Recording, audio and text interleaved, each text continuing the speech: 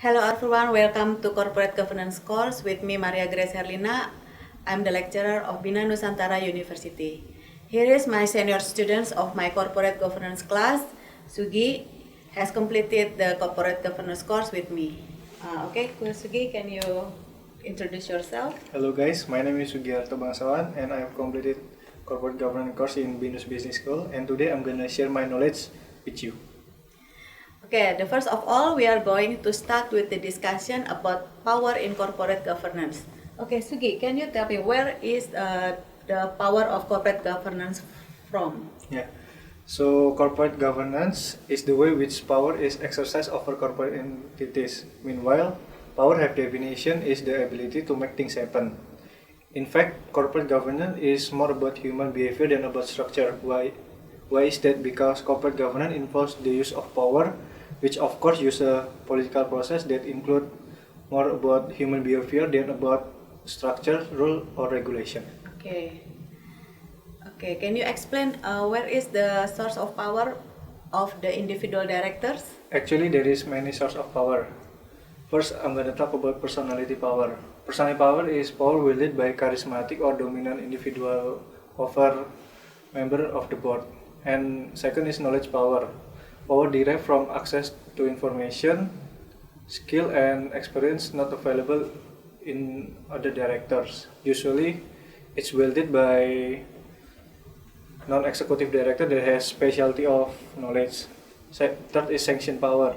Power that only exists if director can apply some sanction to company or other director. It usually come from higher authority that can apply some sanction. And fourth is political power. It's the ability of director to play boardroom game, which involve political process. We're gonna explain boardroom game in the next session. And the number 5 is interpersonal power. Is power derived from circumstances where one director has private knowledge about another because personal relationship. Okay, is there still other sources of power? Yes. Okay. Actually, there is 5 more. Yeah. Next is organizational power. Okay. Is power derived from position in the organizational hierarchy. For example, the manager have power over its subordinate is called organizational power. And second is networking power. Is power from having personal contract and acquaintance of value to the company. For example, a board have special relationship with some supplier of the company. It's called networking power. And then societal power is power wielded by well-respected member of society that may be able to influence decision on the company's public opinion. And next is ownership power. Is director who has the majority shareholder in a company. And last is representative power. Is a power delegated from external power source, for examples from institutional investor. Okay, so there are many power Yes. for corporate governance, yeah. There are so many kinds and many sources of individual directors as well.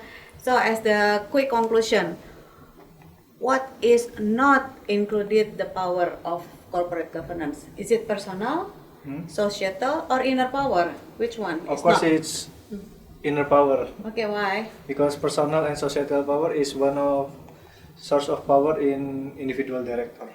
Okay. Okay, thank you for watching and see you on our next video. Goodbye.